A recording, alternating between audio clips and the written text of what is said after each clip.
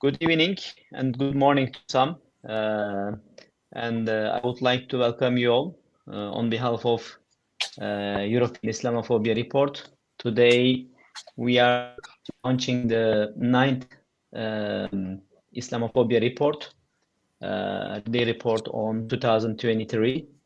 And we are happy to share 2023's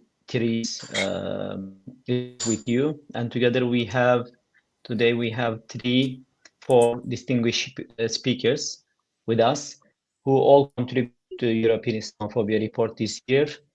We have also Farid Hafez, who is also the co-editor of the European Islamophobia report. So thank you all for participating in this panel. And I will start briefly presenting the panelists, and then I will present the main findings of our report, 2023 report, and then I will ask our panelists to present their country reports.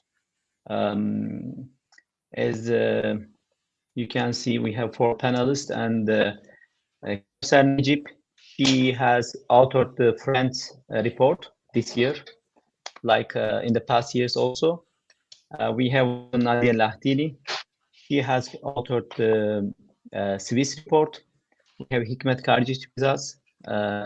He has authored the Bosnia report. I think from the beginning, am I right? As far as I remember. Thank you, Hikmet. It's been 9 years.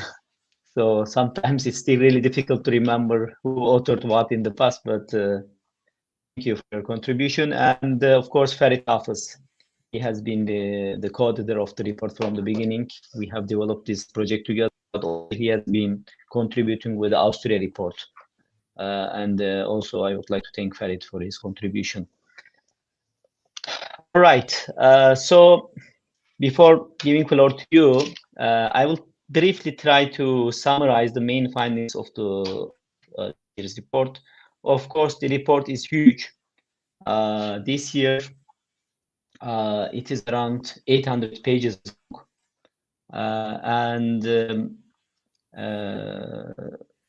And of course, there is an introduction that we authored with Farid.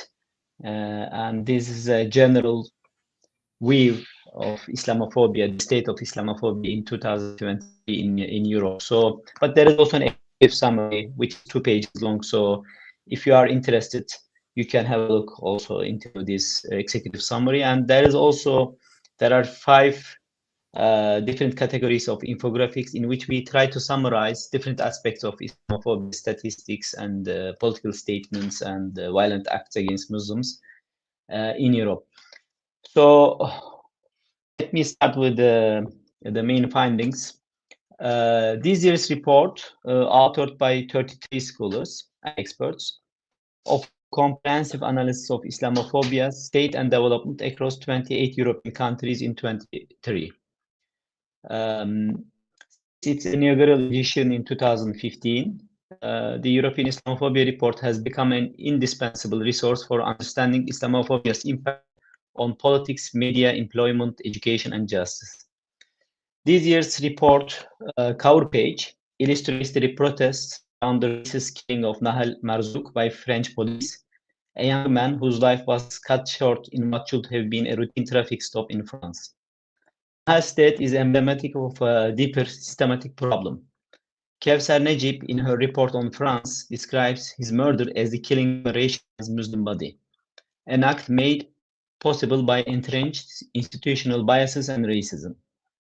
The response from the French police union, which described those protesting this injustice as pests and wild hordes, exemplifies the dehumanization faced by marginalized communities and Muslims in Europe.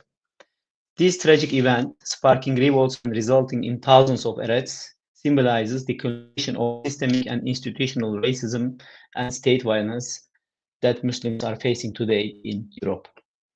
It sets the tone of the 2023 European Islamophobia report, highlighting the pervasive and institutional nature of anti-Muslim racism across the continent. I would like to explore the key findings of this report, addressing first the denial of Islamophobia, its presence in politics, media, and public life. Of course, the necessary steps and the policy recommendations we must take to combat it. So, firstly, we have to emphasize the denial of Islamophobia. This is an issue that we have been stressing from the first report on. So there has not been much change in Europe in the last 10 years, we can say, with regards to acknowledgement of Islamophobia as a racism problem. We can see this both at national and supranational level. So despite acknowledgements from institutions like the European Commission, most European Union member states fail to recognize or address Islamophobia. There's also terminology avoidance. By using diluted terms such as anti-Muslim sentiment, many governments obscure the systematic racism embedded in Islamophobia, and they avoid using the term Islamophobia.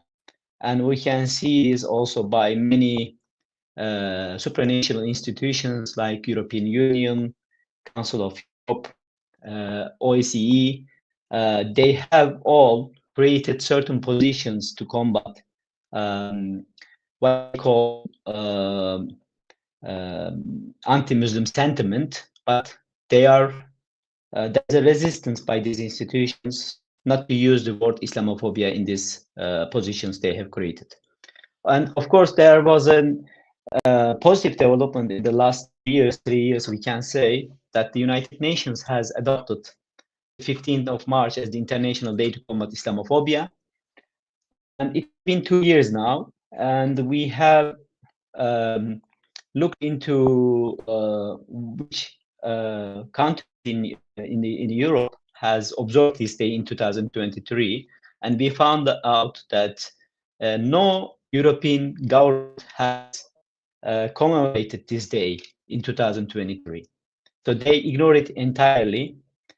So that shows that there is lack of political will to confront this issue. Some progressive parties in Europe has addressed Islamophobia. Yet we can see that the far-right groups and parties, they continue to weaponize Islamophobia for political gain. And another issue in 2023 was the impact of the Gaza conflict.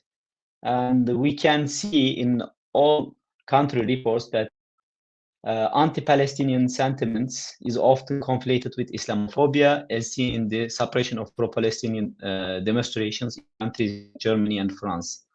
And the conflict in Gaza intensified Islamophobia, with many governments framing Muslim communities as security threats, and the Muslims that are, or non-Muslims, protesting the genocide in Gaza.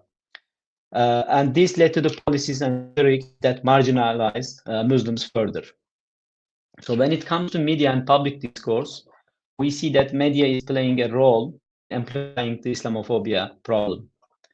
Far-right and mainstream media both often depict Muslims as threats to societal values, and the online platforms have amplified Islamophobic narratives, particularly during geopolitical crises.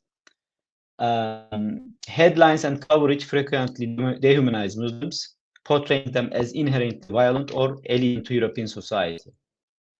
We have observed also rising hate crimes against Muslims, especially in the aftermath of major events like the October 7th Gaza conflict.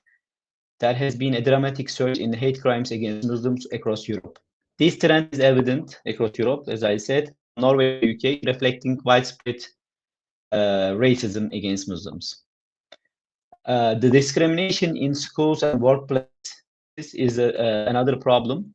Educational institutions and workplaces remain hotspots for Islamophobic discrimination, further alienating communities. And the institutional responses are quite weak, unfortunately.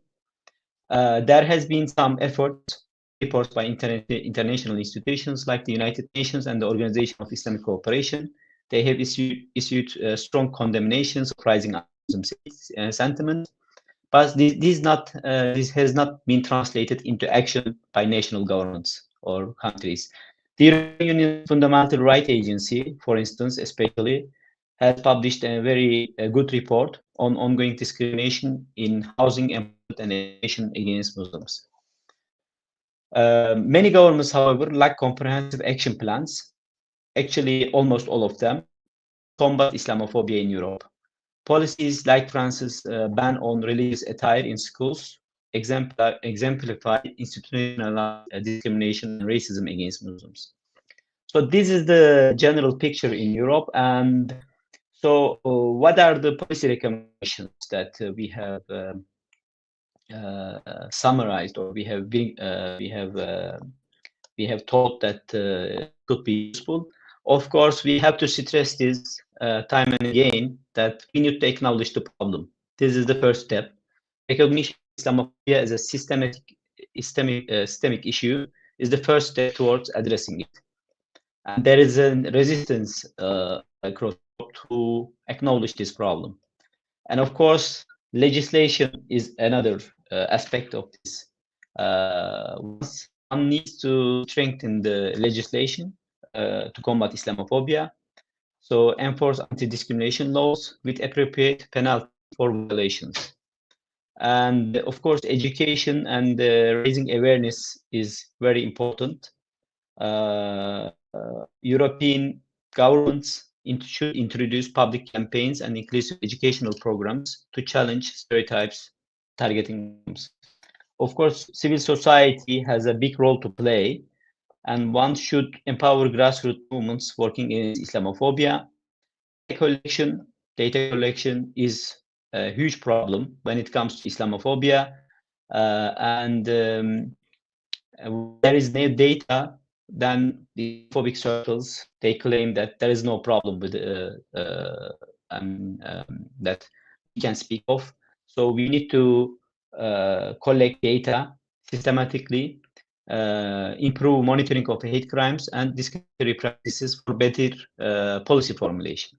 Yet for this, one needs huge funds and huge effort, because we are talking about almost a continent like Europe, talking about here 28 countries, and actually it is each country's government's duty to collect data and to share it with the public. And of course, to promote media accountability is also very important. One should encourage balanced reporting and hold media outlets accountable for spreading Islamophobic narratives. So in conclusion, we think that the story of Nahal Marzouk, which graces the cover of this year's report, is not just a tragedy, but a call to action. It reminds us of the human cost of neglecting the fight against Islamophobia. The findings of the European Islamophobia Report 23 makes this very clear. So combating Islamophobia requires a collective effort, courage, and a commitment to justice. So that was my presentation, and now I would like to give floor to Kevser, and she's going to present the French report. And of course, this year's cover page is about Nahal Marzouk. Maybe you can also mention his story in a more detailed way. The floor is yours, Kevser.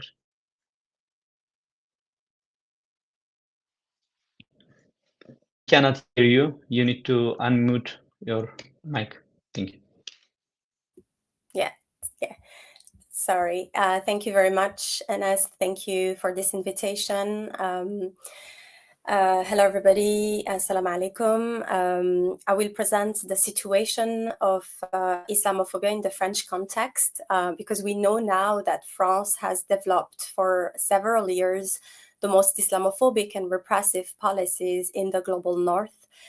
Such a situation can unfortunately be reproduced in other countries that are already moving in a similar direction with a growing support for far-right politics all over the world, and particularly in Europe.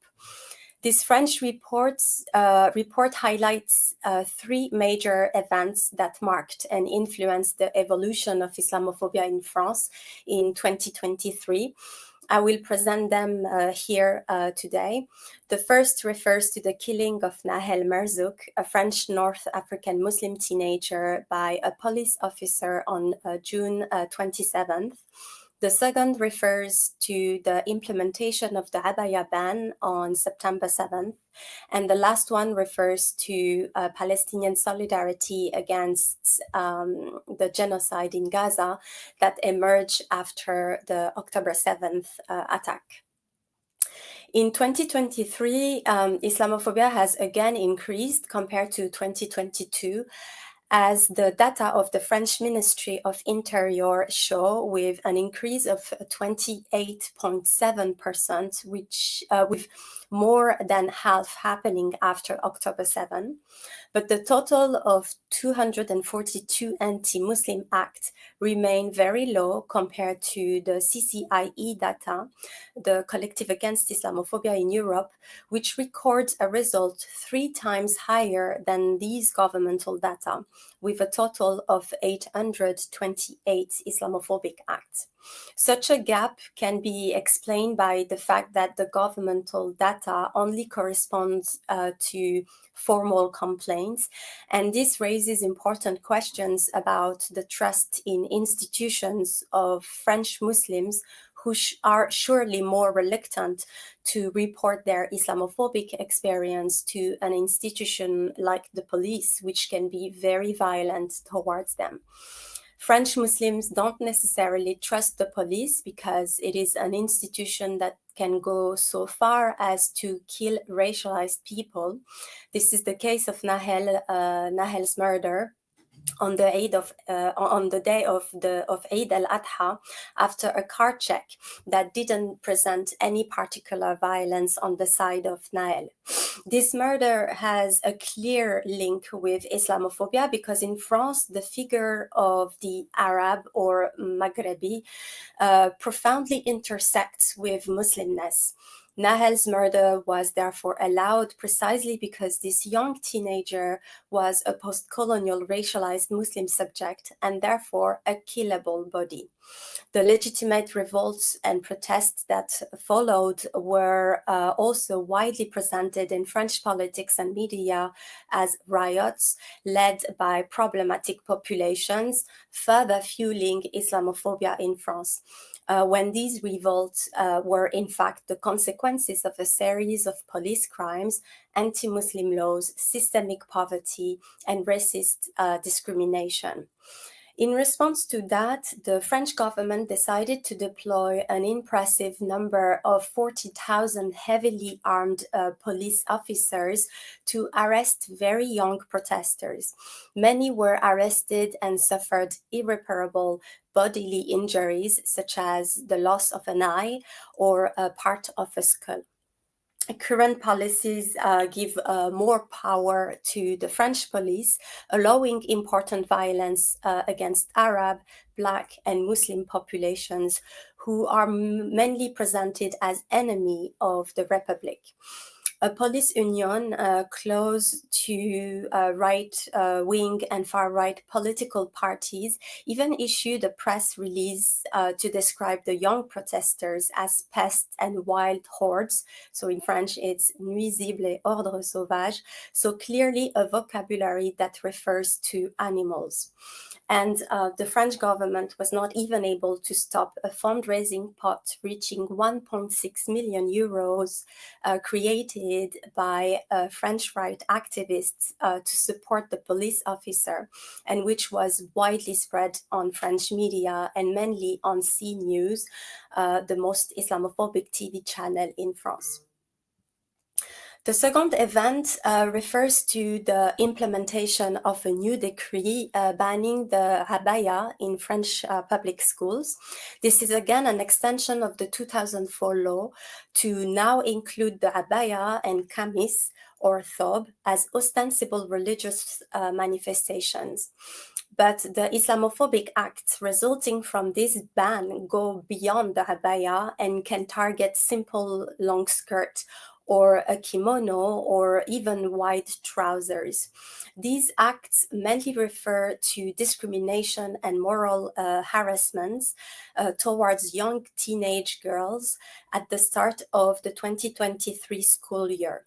Public schools are supposed to be safe spaces for all, but in France, they centralize the vast majority of Islamophobic acts. The fight against the visibility of Muslimness in schools seems to be a government priority, depicting the abaya as contrary to the values of laïcité. President Macron even drew a dangerous parallel between the abaya and the murder of Samuel Paty during an interview given a few days before the official implementation of this law. Now, young Muslim student girls are forced not only to remove their hijab at the entrance of their high school, but also to regulate the rest of their outfit. These young girls see their freedom to dress as they wish politically problematized, and such control is very often carried out in an inappropriate way. Inappropriate because these young girls are scrutinized by school staff who can intimidate them, humiliate them, and harass them, often to the point of sexual harassment. Indeed, asking a young girl what she is wearing under her skirt, or to lift it up, or more explicitly to show her curves, should alarm all associations defending the human rights of children and teenagers. These abuses mainly target Muslim students who wear the hijab outside of their high schools, but also other girls who can feel the need to wear white clothing for various reasons, such as overweight issues or any other discomfort. So what can be said about a law that does not respect the body integrity of young Muslim teenage girls? These clothing police actually reflects a racist and sexist obsession with the bodies and outfits of these young girls. But we have to make it clear that their bodies and outfits should not be controlled by anyone other than themselves, not by a man and not by a state.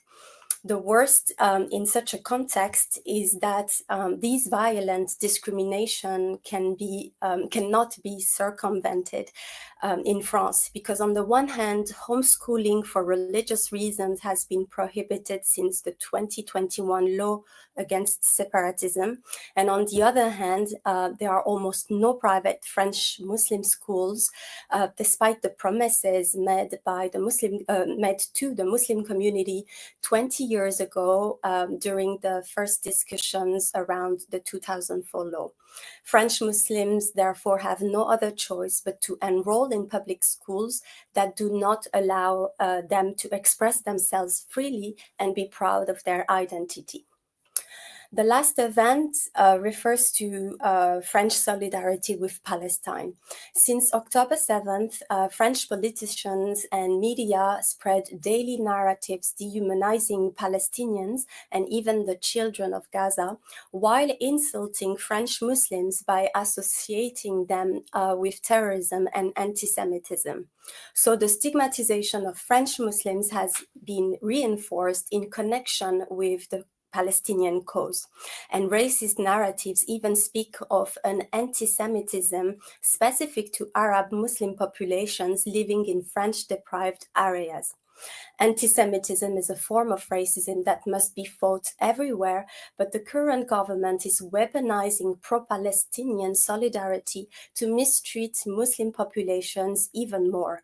A march for the Republic and against anti-Semitism was organized on November 12th by most political parties, including the far right, which, by the way, has a long historical anti-Semitic tradition.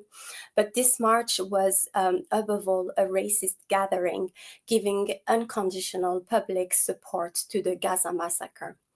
So what we will never forget is that while the whole world was organizing impressive and beautiful pro-Palestinian marches, the French state banned the first demonstration by ministerial instruction and sanctioned the wearing of any items related to Palestine, such as a keffiyeh, a flag, or even a dress, with a fine of 135 euros. So today in France, it is not only the markers of Muslimness, such as a hijab or a niqab or an abaya, that led to discrimination and repression. Now it is also the markers of Palestinianness that can lead to sanctions and violence. So in the end, there are, of course, other Islamophobic incidents detailed in this report in other sectors, such as the judicial system, internet, etc. But these three events have influenced the evolution of French Islamophobia in 2023, and they all show a clear pattern presenting colonial, racist, and sexist logics that are still observable today and that have even become the new mainstream. Far-right and fascist political leaders have become more acceptable partners for the current French government than far-left MPs who are also demonized. Macron presidency has allowed a political shift towards a more repression against the expression of Muslimness and fewer sanctions against the expression of racist thought, especially with the 15-fold increase in the number of seats occupied by far-right MPs in the French National Assembly between 2017 and today. With the help of the media, which are waging a real war of civilization, opposing the white Judeo-Christian civilization to the non-white Muslim civilization, especially with the dehumanization of Palestinians that echoes the dehumanization of Muslims, French Muslims are subject to a relentless exceptional regime. Their fundamental rights are indeed violated through a systemic obstruction policy that systematically harasses religious, visible, vocal, and organized Muslims. This hegemonic Islamophobic policy, but also culture, aims to de-Islamize French Muslim individuals and organizations by using different Islamophobic expressions that have gradually moved from the terrorist threat to the identity threat to the great replacement threat. Today, Islamophobic discourse goes further by presenting French Muslims as invaders of their own country, pushing them to leave France for other countries and mainly their countries of origin. Such overt racism has been able to occur in France precisely because it is a country said to be blind to race and religion. But France is not blind enough to race and religion because it can develop discriminatory laws against Muslims and it cannot implement laws protecting ethnic and religious minorities. History will remember that this political enterprise was possible in the name of laïcité, which today has become synonymous with Islamophobia, by destroying all initiatives aimed at empowering and protecting French Muslims. But French Muslims really need protection against their own state because they undergo differential treatment with the criminalization of all voices that wish to develop spaces of resistance and oppose structural racism and the fascization of French policies. From an outside perspective, French Islamophobia may appear as something illegal, but in France it is not. And it is even the resistance against this French Islamophobia that is criminalized. This criminalization has not even spared eminent academics and leading activists, especially in 2024, that the next report will undoubtedly detail. Islamophobic languages and practices in France clearly demonstrate that the social and republican contract has been broken by a French government that is less and less sustainable. In an era of genocidal Islamophobia, these languages and practices must stop before the worst periods of our European history repeat themselves. And I'll leave it there. Thank you very much. Thank you. Thank you very much, Kevser. We can clearly see the impact of the Gaza conflict. You have really depicted the situation in a very detailed way. And unfortunately, we are seeing that there is unfortunately no improvement. On the contrary, the situation is worsening each year in countries, especially like France. Thank you very much, Kevser. And now I would like to give floor to Nadia Lahtili, and she is going to present the report on Switzerland. The floor is yours, Nadia. Thank you, Dr. Anas.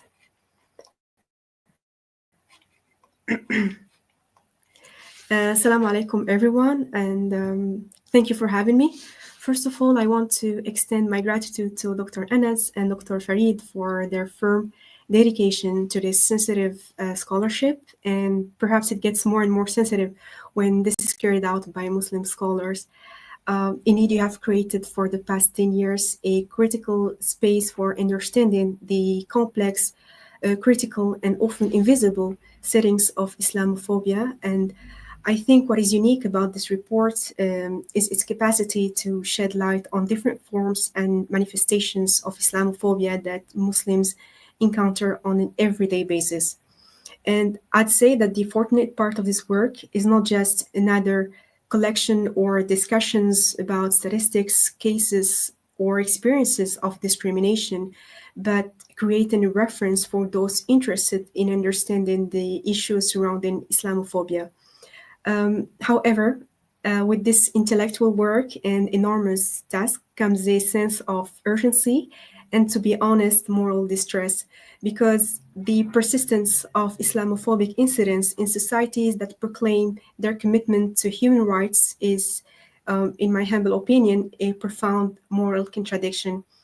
And I think that with and through this report on Islamophobia, we are not discussing abstract numbers, but real human experiences. And let's all remind ourselves that each data represents an individual who has been judged, marginalized, or harshly treated simply because of their perceived identity. And it is important to highlight that the way Muslim identity is constructed and understood in the West has changed. So instead of focusing on national origins, Muslims are mainly defined by their religious identity, and this change reshaped how cultural differences and sense of belonging are viewed. Before I get into the state of Islamophobia in Switzerland, let me briefly provide the context on religion and state. Historically, Switzerland presented a rather homogeneous religious profile, predominantly defined by Roman Catholic and Protestant Reformed traditions. Both churches are officially Protestant. The churches are recognized as public corporations and deeply integrated into the cantonal social structures in most cantons except for Geneva and Neuchâtel. Both churches are recognized as public corporations with varying degrees of autonomy, and they are financed through church taxes in some cantons, especially Bern, Zurich, and Vaud. Clergy are funded by the state due to historical legal titles. And this institutional framework provided a strong foundation for religious practice, while at the same time created an environment that controlled emerging religious communities. One major factor that shaped the religious profile in Switzerland was migration, like other European nations, where migration has basically reshaped these states' religious demographics and social dynamics.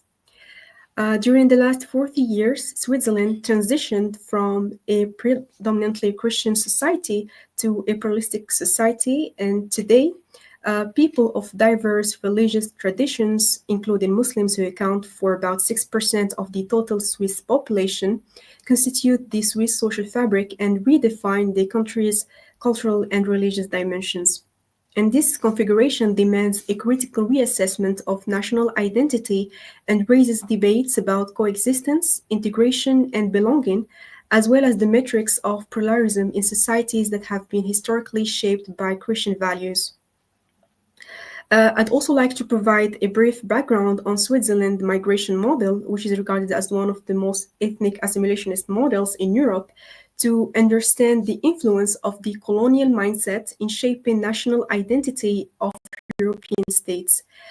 In the late 1990s, the Swiss migration policies were designed around the three circles which prioritized economic needs, the defense of national identity, and cultural integrity.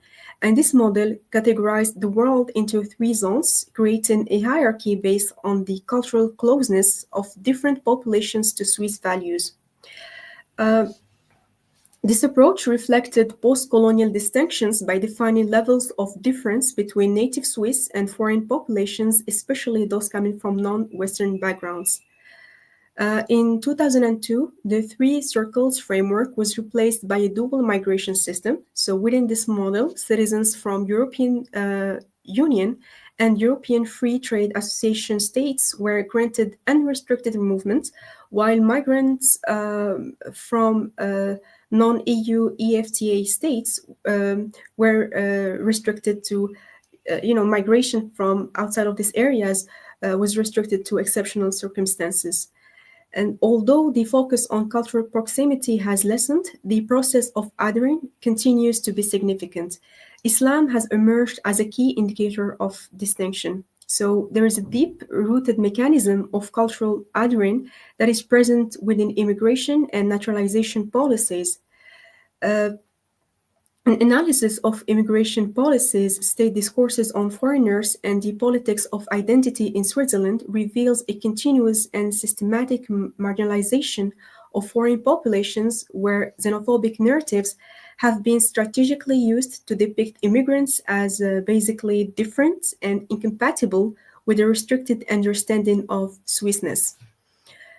And we observed that since 2001, the concept of Islamic threat has taken center stage in Swiss political discussions, heavily shaped by the rhetoric of far-right parties, namely the Swiss People's Party.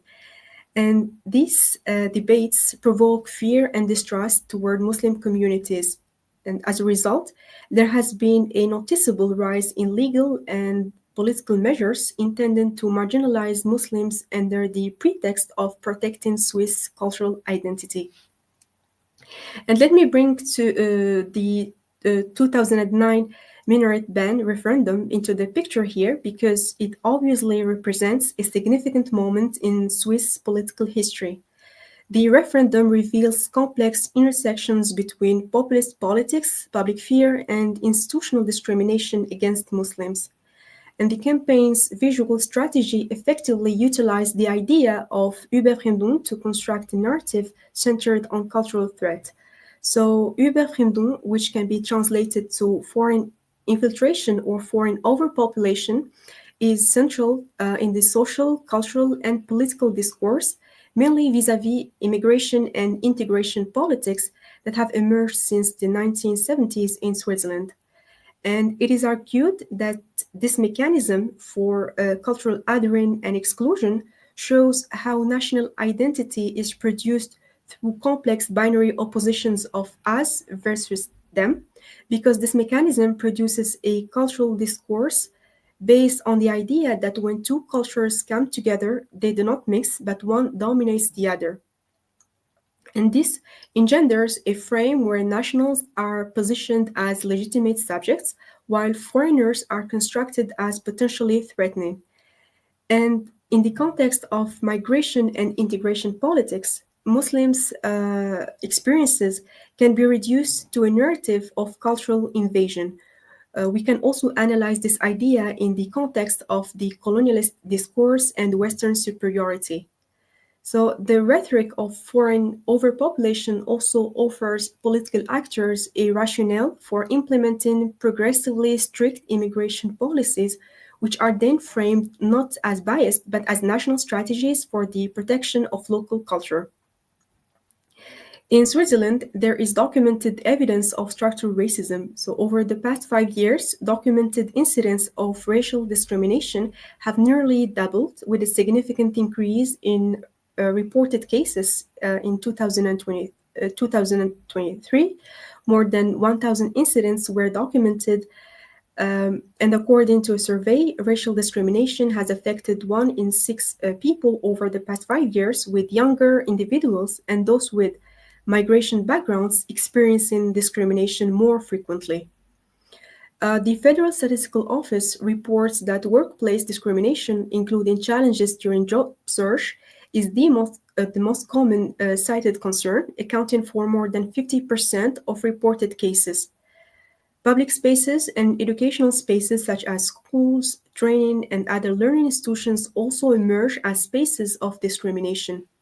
And there was an experimental study conducted by Yasmin al-Mawhoub and her colleagues to measure the presence of Islamophobia in hiring practices, and the findings revealed a negative perception of Muslim applicants were a significant difference between two scenarios. So candidates perceived as a Muslim were more frequently rejected for front office positions compared to back office roles. And as long as Muslims were not seen as Muslims to the customers, they were considered suitable for certain jobs. And so these findings show that hiring practices exhibit cases of discrimination against Muslims in Switzerland. And the most common forms of discrimination, as reported by the network of advice centers for victims of racism, included insults, denigrating expressions, false accusations, hate speech, unequal treatment, harassment, etc. And it is important to state that Swiss law establishes clear legal frameworks for addressing racist crimes committed in public spaces. So the legislation protects against religious and ethnic discrimination through several provisions. It prohibits public expressions of hate, including online content, bans dehumanizing discourse, restricts biased propaganda activities, and outlaws the denial of services based on religious or ethnic identity. And this protection extends to anti-Muslim discrimination, covering both verbal abuse and discriminatory actions like refusing services to hijabi women. However, racist acts that occur in private settings or don't meet specific legal criteria might fall outside criminal jurisdiction, even though they still contribute to broader prejudice behavior. And when discussing discrimination, I want to highlight one interesting study examining how Muslims and Jews experience and respond to discrimination in Switzerland. While both groups face significant levels of discrimination, Jews are more likely to report incidents and pursue legal actions than Muslims. Several factors contribute to this, including one, perceived costs. Jews are more confident in achieving positive outcomes when reporting discrimination, while Muslims may view it as risky or ineffective. Another factor is the in-group norms, which implies that Muslims may hesitate to report incidents due to fear of stigma or negative attitudes. Another factor has to do with the structural barriers, and this is because Muslims are often less aware of reporting mechanisms and face challenges like linguistic and cultural barriers. And another factor is the organizational opportunities. It was found that Jewish communities have stronger support networks and advocacy groups to address discrimination. We can all agree that the emergence of Muslim communities specifically has exposed deeply rooted concerns about cultural differences and national identity in many European states, including Switzerland. In this context, I argue that Islamophobia transcends religious discrimination and anti-Muslim hostility, and it embodies a multi-layered expression of wider social anxieties around migration, identity, and cultural assimilation. And I argue that such framing has profound implications for political discourse and public policy making. Political actors use the foreign infiltration as a driver for political mobilization, creating an emotionally charged narrative that can attract electoral support by depicting Muslims as a critical challenge. 2023 was another year where we witnessed how Islam is manipulated, leading to the stigmatization of Muslims in Switzerland. the Swiss People's Party played a leading role, with political actors taking advantage of a divide and rule policy and the political discourse that diverts attention away from more complicated socioeconomic problems. Economic inequalities and other social concerns are framed as issues caused by demographic variety rather than structural constraints. Um, the party initiated a number of initiatives, and one of them was this sustainability initiative to address immigration control, and a series of on their website, which they named New Normality, and there was a question mark. And this actually exhibited racist and xenophobic messages. And during election and voting campaigns, the network of advice centers for victims of racism observed a surge in reported racist incidents. Constitutional provision for religious freedom in many European states visibly contrasts with the realities faced by religious minorities. So, despite establishing legal frameworks on protection and equality, the lived experiences of Muslims often reflect contrasting narratives and divergent realities. That is why it is argued that religious freedom in practice is mediated through complex networks of social power, cultural expectations, and the political philosophy of Western societies, and that legal recognition does not automatically translate to social acceptance. And I'd like to cite here Dr. Farid's work on reading Islamophobia through the lens of Baldwin, in which he presented a critical deconstruction of racism and Islamophobia by emphasizing that racist perceptions are not based on objective realities about identity groups, but are instead constructed through the lens of dominant power holder and wide perspectives. In other words, racism operates through constructions that dehumanize people's identities and reduce them into threatening stereotypes. And this implies that we can understand Islamophobia vis-à-vis forming invented narratives that serve the needs of the racist imagination. And I think that this perspective on how to understand Islamophobia shifts the analytical focus from the marginalized group to the dominant group's mechanisms of othering and exclusion. Stereotyping Muslims is not limited to populist right-wing actors. The media also play an influential role in framing and shaping public opinion. The portrayal of Islam in Swiss media represents a complex intersection of language, power, and cultural perception. Research conducted on how the press in French-speaking Switzerland talks about Islam argues that there is a linguistic strategy used by media outlets, including 24 Heures, Tribune de Genève, Le Courrier, Le Matin, Le Temps, and others, that systematically linked Islam with negative connotations. And the study also reveals a critical paradox. So the more extensively the media attempts to represent Islam, the more confusing and distorted the representation becomes. And I argue that one of the main sites of discursive power is the headline, because it serves as a powerful tool for meaning making, and the textual elements stimulate mental representations. In the context of representing Islam and Muslims in the media, this emotional manufacturing done by the media often revolves around political danger and terrorist cliché. And in addition to this, words chosen by journalists are filled with cultural and historical meanings and implications.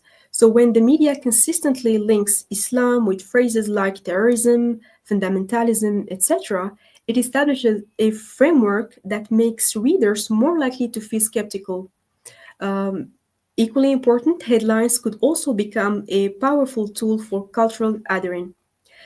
A striking example of stereotypes is the genocide in Gaza, which amplified xenophobic rhetoric globally. In relation to October 7, I also want to mention something. The Swiss Federal Department for Foreign Affairs conducted a review of its partnerships with 11 civil society organizations, including 6 Palestinian organizations, to verify their compliance with anti-discrimination policies and code of conduct.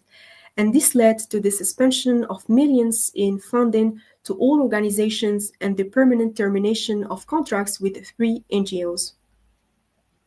I also want to touch on one issue. In Switzerland, dark democracy functions as a structure for understanding political orientation and patterns of participation among citizens, and also for shaping public attitudes towards religious minorities, because it transforms public discourse into a mechanism for social negotiation. Within this political structure, public debate becomes an important tool for policymaking, which allows majority views to exert influence on the experiences of minorities. And so the system of dark democracy is instrumental in perpetuating the legal discrimination of cultural and religious minorities. The referendum campaigns become a field for narrative control.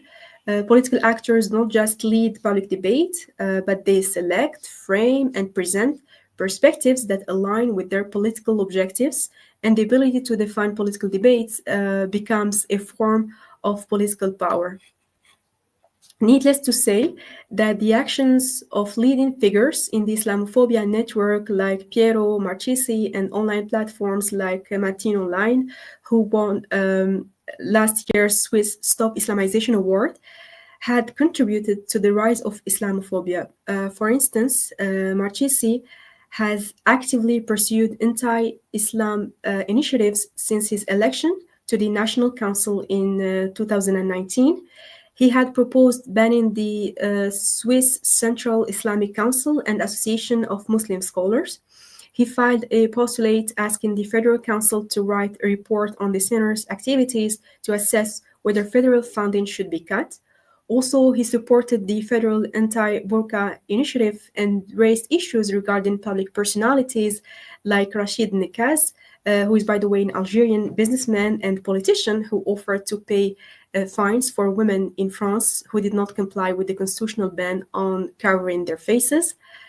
Other Islamophobic figures in Switzerland include Saïda Keller-Msahli, who, for instance, criticized the construction of a hijab statue in Birmingham in the UK, arguing that it promotes Islamic ideologies and spreads Islamist propaganda. And here we see again that these active actors legitimize anti-Islam sentiments through political activities and media coverage, influencing public opinion and anti-Islam beliefs. That being said, platforms in Switzerland like Islam and Society serve as a counterbalance to misinformation and stereotypes perpetuated in the Swiss media and public discourse. And to conclude my presentation, I want to restate that Islamophobia is an issue that challenges the very principles of respect, tolerance, equality, and human dignity that the West claims to uphold, and that discourse around Islamophobia cannot be separated from conversations about migration and integration politics, ethnoculturalism, racism, social structures, and social justice. Well, thank you very much. Thank you very much, Nadia, for this detailed presentation. And without spending much more time, I'd like to give the floor to Hikmet Karjic. Hikmet will present the report on Bosnia-Herzegovina. The floor is yours, Hikmet. Thank you very much. Good evening or good morning to whoever is listening to us online. So I've been writing in the European Islamophobia report, as it was mentioned earlier, for the last 9 years. And one of the things which is probably most interesting is that, as it was mentioned earlier, there's no sense that anything is improving in the sense that things are going better in any way. Rather, there are examples that in certain cases, there's a much more radicalized or let's say polarized situation in all of these country reports. So the same thing is probably with Bosnia itself. When we talk about Bosnia and Herzegovina and the issue of Islamophobia here, I must say that the question of Islamophobia in Bosnia and Herzegovina is different. It has a different context in relation to other country reports which are being presented, in the sense that we have historical context which we need to keep in mind, and specifically, it's impossible to talk about Islamophobia without mentioning the genocide which was committed against Bosniaks from 1992 to 1995. So this genocide had large elements of Islamophobia itself there. As documented in the written part of the report, which will be launched later tonight, the Islamophobia in Bosnia is deeply rooted in history, and it over time has become further intensified by political, institutional, and societal factors. Islamophobia in Bosnia and Herzegovina in late 1980s was marked by a turning point. This was a time when we talk about the fall of Yugoslavia, which was a communist state.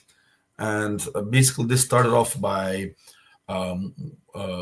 so-called quote-unquote Islam scholars and Arabists, Orientalists who were based in Belgrade, at the University of Belgrade, who started to all of a sudden to analyze new Muslim trends, basically in the former Yugoslavia, most specifically in regard to Kosovo and to Bosnia and Herzegovina.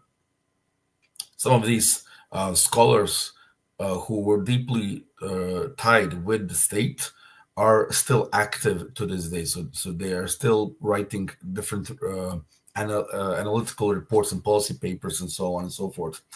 So I wanted to emphasize this really large level of large influence of scholars itself in establishing an Islamophobic framework when it comes to Bosnia and to the whole basically Slavic Muslim population of the former Yugoslavia. When we talk about incidents itself, in the case of Bosnia and Herzegovina, this has become mainly a routine thing. We can almost always identify when an attack is going to happen. So basically, attacks are mainly focused on the Bosniak returnees, Bosniak Muslim returnees who live in the so-called Republika Srpska, or in the Serb entity of Bosnia and Herzegovina. These are mainly this is a minority, mainly elderly people, and so on and so forth. And the attacks are mainly carried out by individuals or by smaller groups during certain religious holidays. So, be it Orthodox Christian Christmas, or be it Bayram or Eid. These are events when these religious holidays are being used as an excuse for escalation of violence. Similarly, events such as the Srebrenica genocide commemorations around July, in the first weeks of July, this is also a period when attacks on the returnees intensify, either physically or verbally. And thirdly, during Ramadan, during the month of Ramadan, we have almost always similar attacks which are being carried out against mainly against the property of the Islamic community in the Bosnian Serb Republic. And again, we need to keep in mind that when we talk about Bosnia, it is a very complex area, since it has a highly divided society, and also it is an area which is very prone to foreign malign influence, such as the Russians right now. With the Russian influence in Bosnia is quite high, since the Bosnian Serb establishment has secessionist tendencies, which goes in line with Russia's geopolitics in the region. So we have a large number of groups such as the Night Wolves, basically, which have a sister organization in the Bosnian Serb Republic, which commemorate different historical events of their own, and which are, let's say, a semi-paramilitary unit which operates in this part of the country.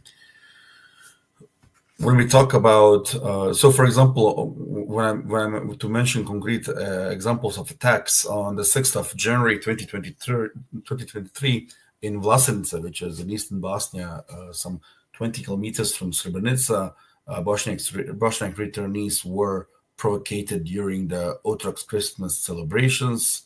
They were called terms such as balia were being used against the returnees. The term balia is an insult to Bosniak Muslims. Then on the 23rd of March during Ramadan, two elderly returnees in Visegrad in eastern Bosnia, some 35 kilometers south of Srebrenica, basically were brutally attacked in their home in Visegrad. So, and these are mainly isolated, let's say, villages which are around town. The systematic discrimination against Bosniaks is also evident in public institutions, particularly in the Bosnian Serb Republic. Less than 1% of the police force, for example, in the Bosnian Serb entity constitutes Bosniaks. In these areas where before Bosniaks used to be a majority, now we have less than 25% people living there. This doesn't only violate the legal standards which are needed to be met by the Dayton Peace Accords, but it also undermines the trust that local people can have in the law enforcement among the minority communities. The educational sector is also a very important sector which hasn't had any changes whatsoever in the last 9 years since I've been writing this report. Excuse me. So Bosniak children who live in Republika Srpska have been denied to learn the Bosnian language, for example, the Bosnian history, and so on and so forth. They're being forced to learn that Srebrenica, for example, has been liberated, quote unquote, in 1995. So learning history textbooks, which are operational in the Bosnian Serb entity. So what we're having right now is, due to the fact that this discrimination is going on, and this is a number of students, small temporary schools have been set up and established as a result to provide children with in some areas with the education which is, let's say, not tainted by nationalist narratives. The media in Bosnia and Herzegovina, when we talk about the Islamophobic sentiments there, again, the media in Republika Srpska has far most the perpetration of Islamophobia, and this is mainly due to the fact that media in the Bosnian Serb Republic is not free media; it is state media or media affiliated to the ruling party. So when this media would like to downgrade Bosniaks into a Muslim community, not a national community, they would refer to Bosnian Muslims or Bosniaks not as Bosniaks but as Muslims itself. So they would say that Muslims the Bosnian army is made up of 1/3 of Muslims, not Bosniaks, and so on. So in this way, the denial of nationhood, the Bosniak nationhood, is directly related to an Islamophobia, an Islamophobic rhetoric, because the rhetoric of the Serb nationalists is in line that Muslims in Bosnia, Bosniak Muslims who live in Bosnia, are in fact Serbs who are Muslims. So they're trying to downgrade the Bosniak nationhood. And again, when we talk about the key aspect of, when the heightened tensions are mostly that's around the July Srebrenica commemorations. So every year around the commemoration, we have a high level of genocide denial, which is being carried out by different Serb nationalists, but also Russian-controlled groups. This denial goes to the fact to create a reaction from the Bosniak side, and especially to spread fear among the Bosniak returnees living in Republika Srpska, but also to downgrade the Srebrenica Memorial Center, which is located in Republika Srpska itself.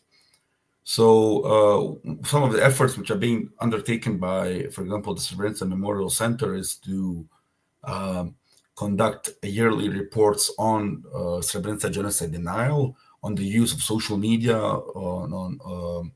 in genocide denial and in anti-Muslim rhetoric. And there has been, let's say, a large change in the sense of coordinating or analyzing genocide denial since a law on the prohibition of genocide denial was brought in 2022,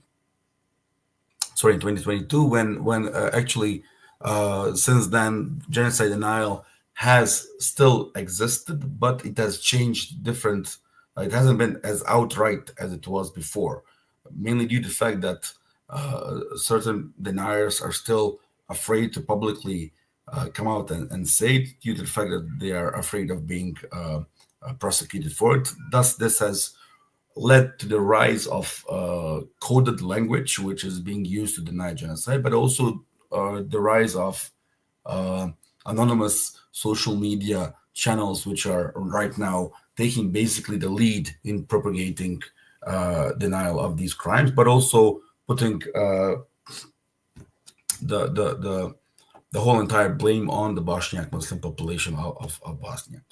And to sum up, some of the things which we have been advocating for several years in order to confront Islamophobia in Bosnia has been to raise awareness, and this is something which I think has been pretty much done in the last couple of years. People are now very aware of Islamophobia itself. It is being seen as an issue. It has gotten more media attention, especially the European Islamophobia report. But what needs to be done is to strengthen legal frameworks. So in order to define a better way to define hate speech when it comes to Islamophobia, which currently isn't well addressed in the legal system, and this also goes in line with other aspects of hate speech, and also to promote accountability when we talk about the persecution of hate speech and denial of genocide. And this is something which still is one of the most biggest issues currently in Bosnia and Herzegovina. So in some, Islamophobia still reflects a very unresolved division of the past, but also it shows that current geopolitical events which are going on currently in the world are slowly taking the lead when it comes to Islamophobic rhetoric. So Bosnia, even though it is on the, let's say, on the periphery of Europe and not part of the EU, has and feels all the different the different backlashes basically which are going on throughout the world globally, and it feels all the elements which are being spread out basically through the media, through social media, through the far right, and through the distortion of Muslim communities in Europe, and currently with the rise of the far right in Europe, and this is something which is more related to 2024, we'll see a rise in Islamophobia in Bosnia itself. And with that, I end my presentation and look forward to any questions you might have. Thank you so much. Thank you, Hikmet. Thank you very much. And now I would like to give the floor to Farid Hafez. He will be presenting his report on Austria, but also he will maybe also say a few words about general findings. The floor is yours, Farid. Thank you, Enes, and thank you, Kavthar, Nadia, and Hikmet, all of you, for contributing to this report for such a long time, and some of you who are new to the project. First of all, I'm really very happy to see there are almost 900 people who are following us, as I see on Twitter alone. So that's a good number, and it really reveals and shows to what extent there is a need and necessity and interest in this whole topic. So I'm very pleased to see that, and thank you. Appreciate all the viewers and people who are listening and have tuned in so far. At this point, one other thing that I also want to mention, if you want to be part of this discussion and maybe ask some questions to anyone who is on the panel here, there is the option, if you go to the YouTube, on the YouTube channel, that you can post a question. So each and everyone will be happy to ask, to respond to anything that you want to bring in and contribute to the debate here.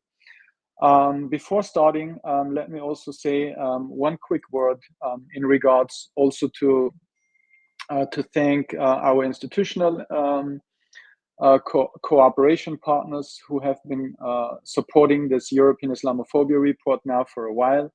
First and foremost, the Leopold Weiss Institute, which is the main publisher based in Vienna, the International Islamophobia Studies and Research Association, UC Berkeley's Othering and Belonging Institute, Rutgers University Center for Security, Race and Rights, as well as the think tank and research center, Social FOS.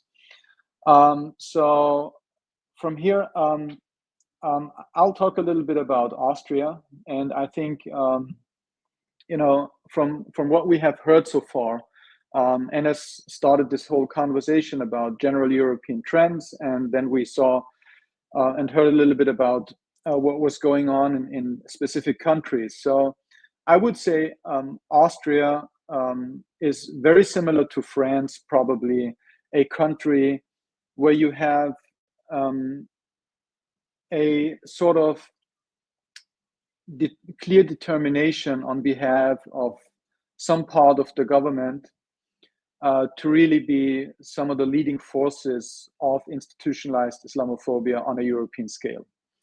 Right, so I'll speak a little bit about the so-called Vienna Forum.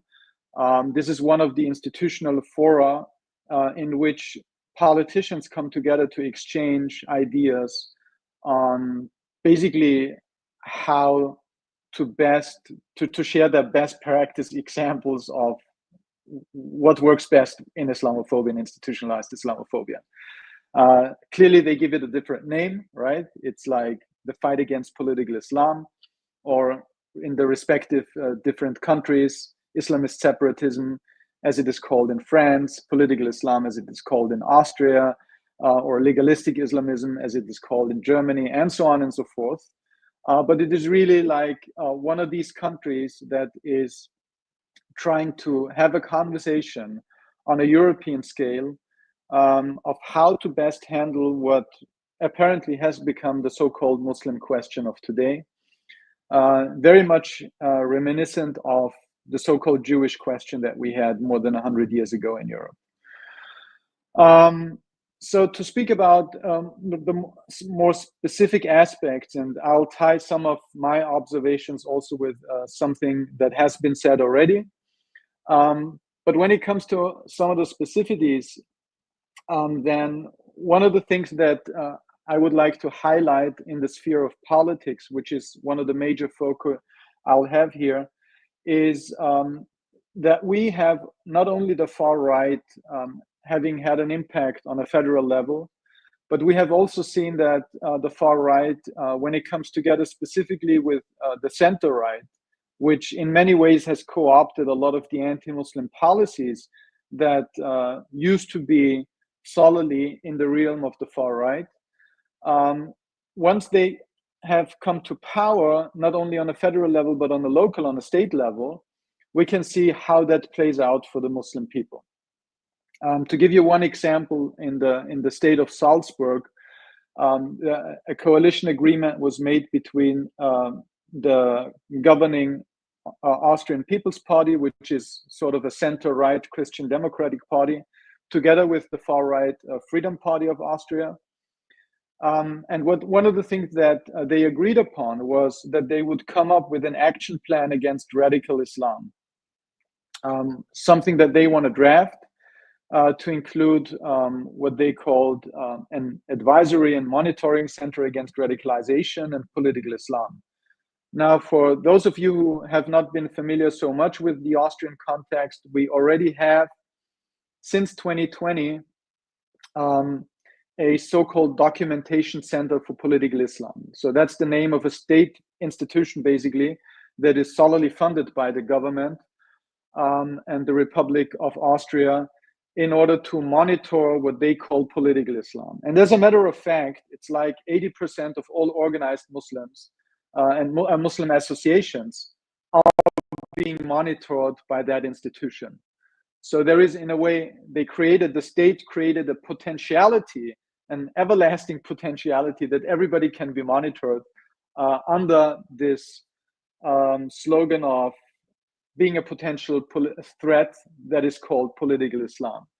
And while there is a discourse propagated by the leading government that the vast majority of Muslims are peace-loving and good law-abiding citizens, there is always this idea that those who are organized are actually the problem. Those who specifically are organized apart from the state institutions.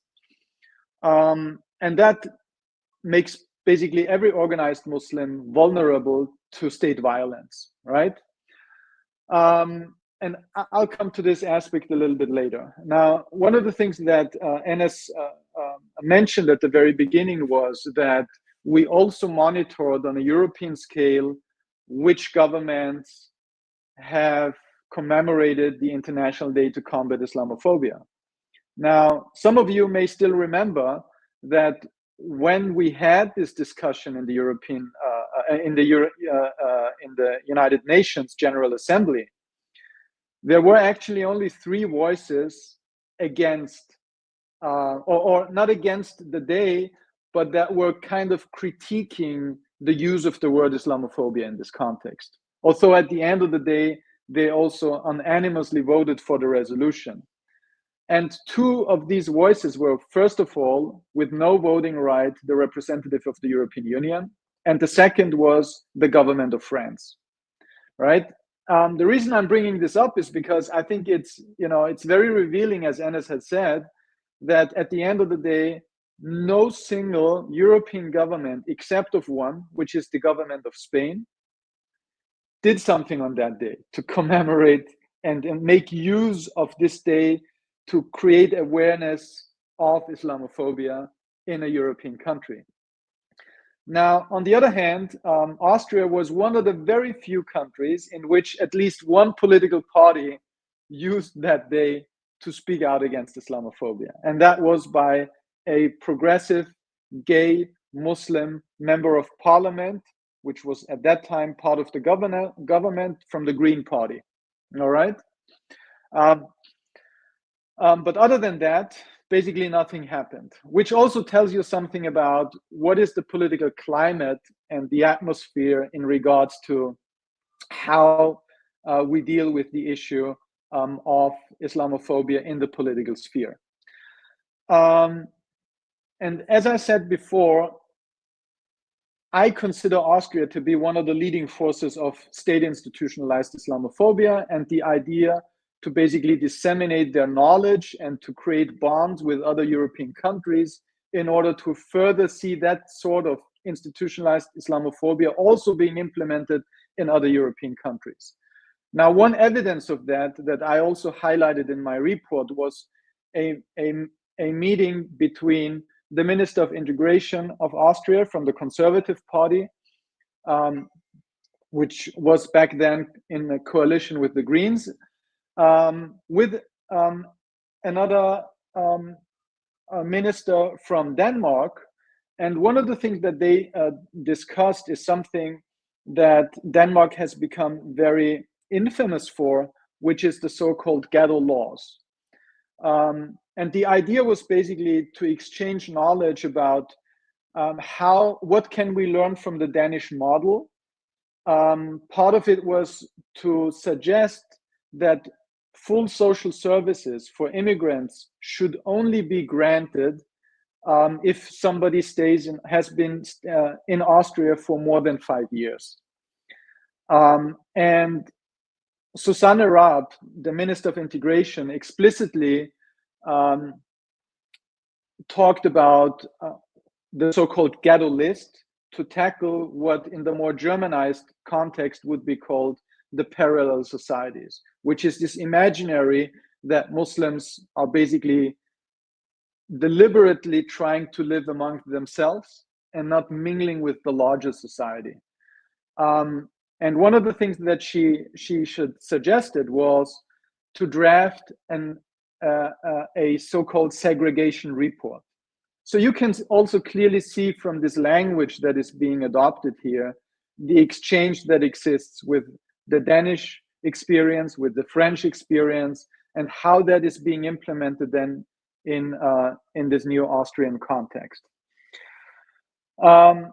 Other things that we have seen is also that primarily the conservative politicians in those places also were, not only where they have been in power, that they are suggesting the implementation of new anti-Muslim policies, but even though where they are in opposition, trying to pressure the leading governments, for instance, in the city of Vienna, which is governed by the Social Democrats, to also establish a documentation center for political Islam on a state level. All right. Now, one of the things that has been highlighted specifically by Kauthar in regards to the anti-Palestinian racism that we have seen in Europe, I think a lot of what you said, Kauthar, in regards to the French context can also be basically reiterated for the Austrian context. Like we had the very first rallies that were being tried to be organized on behalf of Palestinian folks were actually banned. We had politicians basically condemning the waving of Palestinian flags in the capital city as what they called a sign of anti-Semitism.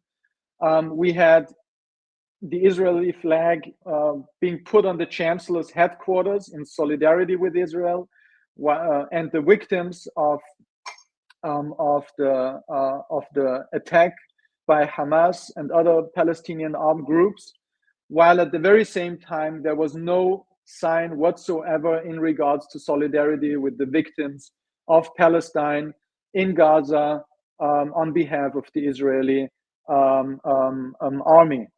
So you could clearly see that not only on a national scale, but also on an international scale, Austria was actually consistently voting in 2023 in the United Nations General Assembly against the ceasefire and siding with only 9 other countries in the whole globe, right?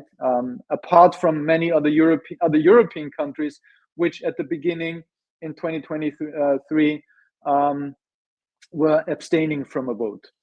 But Austria clearly had a clear position in that regard, which I think also tells you a story about how they are positioning themselves within that conflict. To give you maybe one example, because I just mentioned this, one of the very few progressive gay Muslim MPs from the Green Party that discussed Islamophobia on the International Day to Combat Islamophobia. On the other hand, her party chairman, which at that time was the vice chancellor as part of the federal government, basically made a comment following October 7th in which he said that there must be, quote unquote, a massive increasing surveillance of Hamas and befriended organizations, and that one has to look at what is being preached on Fridays, where we can clearly see an amalgamation of Islam and the attacks on October 7th. So basically making a political conflict, which is about territory, a political issue, turning it into a religious issue and blaming it on one religious group based on their religious affiliation. And by that, depoliticizing that political conflict and religionizing the issue of the war in Israel and in Gaza, right? And I think that is really very representative of the overall discourse that we could witness throughout the year of 2023. And probably the majority of news coverage coming from the state, coming from independent media, in a very much one-sided way, was talking about that conflict in this super hyper religionized, Islamized manner. Clearly, that also had its impact and repercussions in the security realm. Some of you that have followed or have been following reports about Operation Luxor, an infamous, very large-scale police operation against so-called members of political Islam, could see in 2023 that most of the cases have been dropped. By the end of 2023, I think out of more than 120 people, there were only 30 remaining in this investigation. But one of the interesting things that happened also after October 7th was that prior to October 7th, the idea of Operation Luxor was that nobody really wanted to take any kind of responsibility. Like the Minister of Interior, who then has become the Chancellor from the Conservative Party, always used to blame it on the Minister of Justice. The Minister of Justice blamed it on the state prosecutor, and the state prosecutor blamed it on the intelligence service, which is part of the Ministry of Interior. But basically nobody wanted to take responsibility because that was a huge, a large-scale police operation that was ruled to be unlawful by the independent justice system. But after October 7th, there was an interesting shift, which is that suddenly the Minister of Interior and the Intelligence Service was arguing that this was a successful crackdown on the support of the war in Gaza. All right? And we can see that a reframing, which was completely in contradiction to any facts on the ground, now suddenly made it into the news. And whenever the Austrian government was asked, like, what do you do against Hamas? What do you do against everything that happened after October 7th? They would say, oh, well, we did the Operation Luxor, right? Even though all of this, again, was a lie. But again, it shows you to what an extent state propaganda is being propagated also in large-scale media reports, and to what extent these politicians are using lies in order to defend themselves against any sort of critique. Now, clearly, what we could also see is that the whole atmosphere after October 7th clearly also had an impact on the daily lives of individual Muslims, and not only on organized Muslims. Now, one of the largest NGO watchdogs on Islamophobia, der Dokustelle Islamfeindlichkeit und antimuslimischer Rassismus, basically registered 16% of all anti-Muslim hate crimes after October, and another 13% in December, which means then more than half of all cases collected in 2023 were after October 7th, which I think very much shows you how the political climate had an immediate impact on the everyday lives of individual Muslims out there on the streets, in virtual spaces, and so on and so forth. There is one more issue that I want to highlight, which is actually not only Austrian in nature, but really relevant on a European scale. And this is the so-called Abu Dhabi secrets. In March 2023, there was a publication by the US-based The New Yorker, which published an investigative piece that had the potential basically to change not only the whole narrative about Operation Luxor in Austria, but really about a lot of what has been going on in Europe throughout the last couple of years. Because what this piece basically showed is that a Swiss company spied across Europe on behalf of the United Arab Emirates and revealed a hidden story of how this Swiss private intelligence company called Alp Services has been spying on citizens in 18 countries in Europe and beyond, for the UAE government, sending names of more than 1,000 individuals and 400 organizations in these 18 European countries to the United Arab Emirates, smearing them, labeling them as part of the Muslim Brotherhood network in Europe. Now, what is important in the revelation of this is that what became clear is that the smear campaigns that we have seen throughout Europe have not been incidental. They are not due to domestic factors, but there is in fact a geopolitical dimension to it that explains to us of why there has been a systematic attempt to smear leaders of Muslim associations, voices in the fight against Islamophobia, not only Muslims, but also politicians who have been siding with Muslims to fight against any sort of intolerance, discrimination of Muslims, and anti-Muslim racism in general.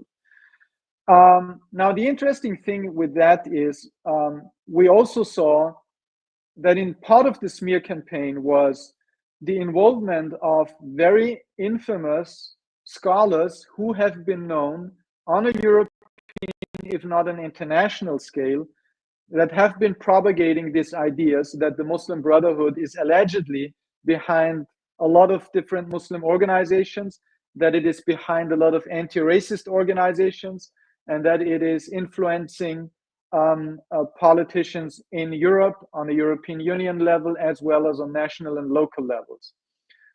People like Lorenzo Vidino, who have been hired by Alp Services to inform them about what they called, even explicitly in the contract that they wrote, about rumors and interesting leads, and to create list of alleged members of the first tier organizations of the Brotherhood in Europe.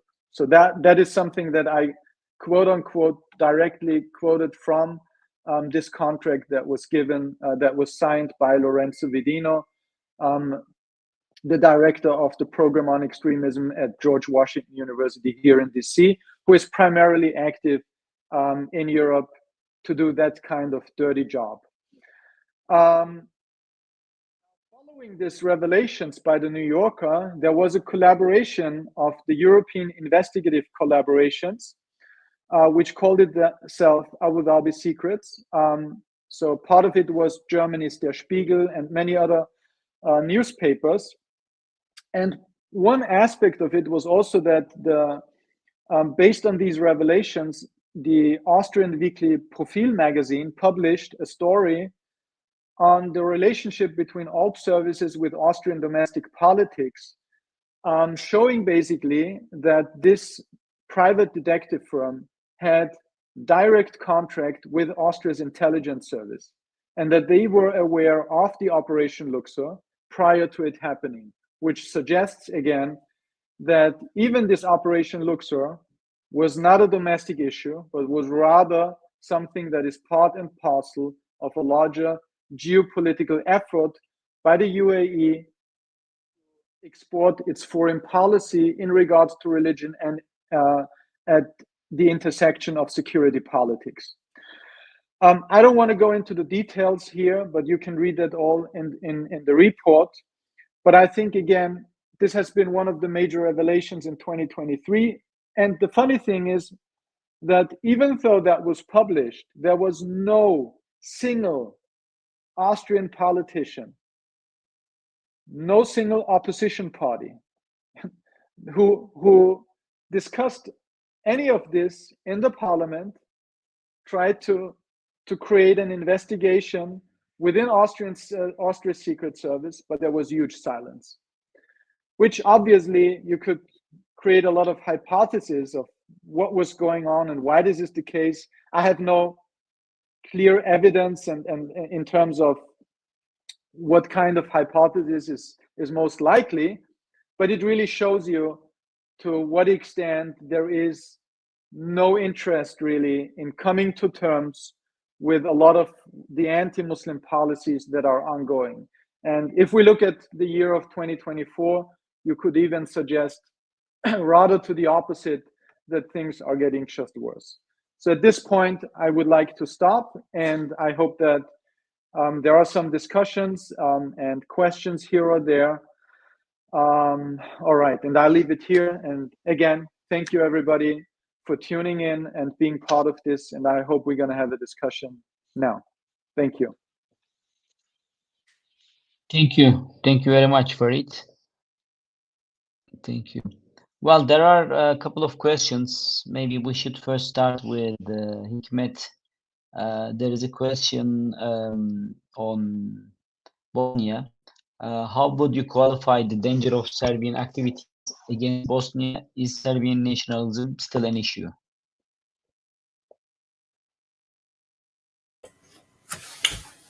Yeah, so that's one of the most important things right now. Even though I mean the Serbian government right now in Belgrade is just a refurnished government or let's say ideology from the 1990s. So nothing major has changed. It has just got a new package and very good PR. And basically nothing in reality has changed. But currently, with Serb nationalism is aligned with geopolitical strategies of different nations in the world. So right now you have the Serbian president Aleksandar Vučić, who's on very good terms with basically everybody, you know, from Russia, Germany, the U.S., China, Iran, basically with everybody, and he's basically bluffing the whole entire continent and the world. So this nationalism still exists. It is still very much focused on Bosnia and Kosovo. Currently, it is very much more focused on Kosovo itself. So it definitely will be a problem in the future because this isn't a democracy anymore. This is a regime in Serbia. So yeah, I mean that would be the quickest answer to that question. Thank you very much. And there is a question on the Muslim women in Europe. Now that you published the reports for all countries, do you think that Muslim women are still the biggest victims of Islamophobia in Europe? I would like to direct these questions to Nadia and Kawsar. And maybe Kawsar, you can start and we can continue with Nadia. Yes, so it's known that, it's known that women are the first victims of Islamophobia, and particularly veiled Muslim women, because they are the first visible and vulnerable. I've personally interviewed veiled Muslim women in Paris and in London to see how they navigate spaces while being visibly Muslim. And they told me that when they are with their husband, they are not subject to anti-Muslim racism. So they clearly see a difference when they are alone and when they are with men. And sometimes they don't need to be accompanied by adult men. Sometimes just a teenage boy can be enough for preventing anti-Muslim racism. So yes, women are the first targeted. So it's known, it's something that we have like clear statistics on that. And it goes, so for the French case, the repression is even more violent. For example, we know for the teenage girls that they were targeted because of the hijab at the beginning in 2004. So they had to remove it before going to their high school, and then still they are still discriminated against. They are still discriminated against with the rest of their outfits, to the point that they measure the length of the skirt today. But also non-veiled Muslim women are also victim of Islamophobia. I've met some. I am part of it. I will not be a victim of physical anti-Muslim act or aggression in the street, for example, but in my workplace, and specifically with the job that I do and the research that I conduct, if I was discriminated that much as a Muslim woman of color working in the French context, it was particularly because I was vocal for the Islamophobic context in France. So yes, women are the most victims of Islamophobia, and it manifests itself differently. Thank you very much. And Yes. Nadia? Yeah, thank you. And adding to what Dr. Kautar has mentioned, I think we also need, besides having this kind of yellow report on Islamophobia in the West or in Europe, we need also to have reports on Islamophobia in Muslim societies. Unfortunately, there are a lot of Muslim women with the hijab or the headscarf, which are not allowed to join private companies, and I can cite many cases of friends who have not been offered the job because they are wearing the hijab, and they were asked by these companies, and these companies are actually based in Muslim societies. They have been asking them to remove their headscarf if they wanted to get the job. So I don't know why is this the case in Muslim societies, but what I know is that we need more research and investigations into this kind of issues. Thank you, Nadia. Well, together with Farid, we have edited a volume on Islamophobia in Muslim majority societies a couple of years ago. That was one of the first studies on this subject. Me, myself, also, I have published another edited book on Islamophobia in Turkey, in Turkish, but so there is a growing scholarship on this aspect of Islamophobia, and you are right, it's a huge problem all around the Muslim world. Well, there is an interesting question on is it also possible to talk about the far right when talking about Islamophobia in Muslim majority societies? That's an interesting question. Before giving the floor to Farid, I would like to say also a few words. Yesterday, there was an attack, a terror attack in I think Magdeburg in Germany, and the person who carried this attack, it was a Saudi national. He was a let's say, called atheist. And he had clear far-right ideas. He was influenced by far-right ideology.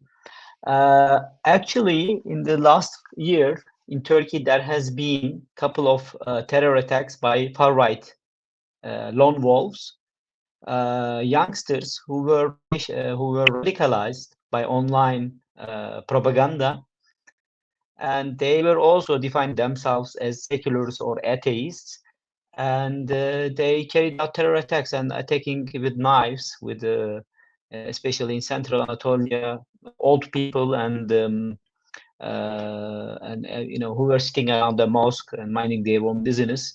And there is this growing far right groups also in Muslim societies who are influenced by far right circles, especially from Europe and from United States. Especially the online radicalization is here also a big problem. So that's an area that we need to focus on, I think, in the future, and carry out more research. And maybe Farid can also add a few more words on this.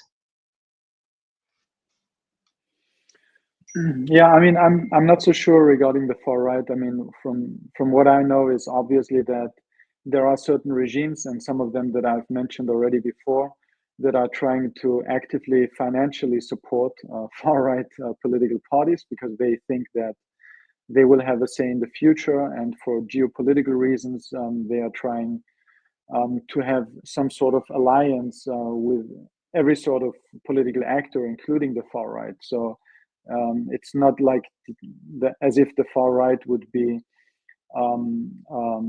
an impossible cooperation partner for those people.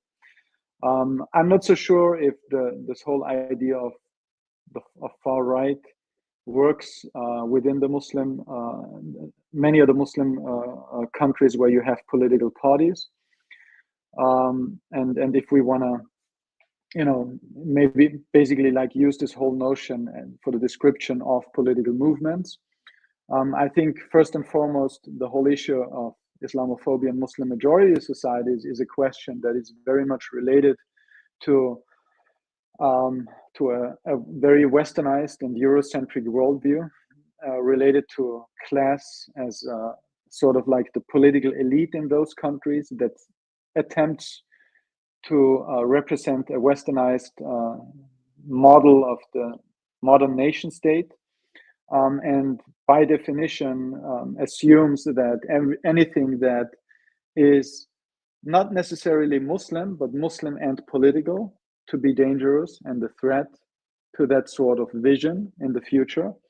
And I think this is what we are witnessing in so many of the countries, be it like some of the monarchies, some of the more Republican, if it's authoritarian regimes but there where still you have parliaments and some sort of political rivalry and competition in the NGO level and in parliament. Yeah, I'll leave it here. Thank you very much for it. Well, it's an interesting subject. I mean, I have been closely watching this. Of course, there has been in the past some racist and nationalist parties in the Muslim world as well, but they were mainly glorifying the, I don't know, Arab. I mean, the Arab ethnicity or Turkish ethnicity or Pakistani, whatever. But today we are seeing groups who are glorifying far-right groups in Europe, far-right ideology and far-right symbols, like Hitler, or glorifying Anders Breivik and Tarrant, and taking them as examples to carry out attacks. That's a quite new, let's say, development. And this guy who carried out this terror attack yesterday is another example of this, I think. So that will be another issue in the coming years, I think, that we need to also closely monitor. All right, on that note, I would like to thank you all for your participation, contribution to this report. It has been a pleasure to work with you. And I would like to thank also all of our partners who have contributed to this report, but also all the viewers that has been following this panel. It's been almost 2 hours now. For their patience also, I would like to thank them. And the report is available in its website. You can download the whole report free of charge, islamophobiareport.com. You can download also previous year's reports until 2015. And next year, it will be our 10th anniversary of this report, and we hope to publish it again. It's been a struggle and a difficult task for all of us, but we so far, and we are aiming to continue this project with the contribution of our authors and support, especially. And once again, I would like to thank you all, and thank you, and hope to see you next year. Thank you. Thank you very much. Thank you.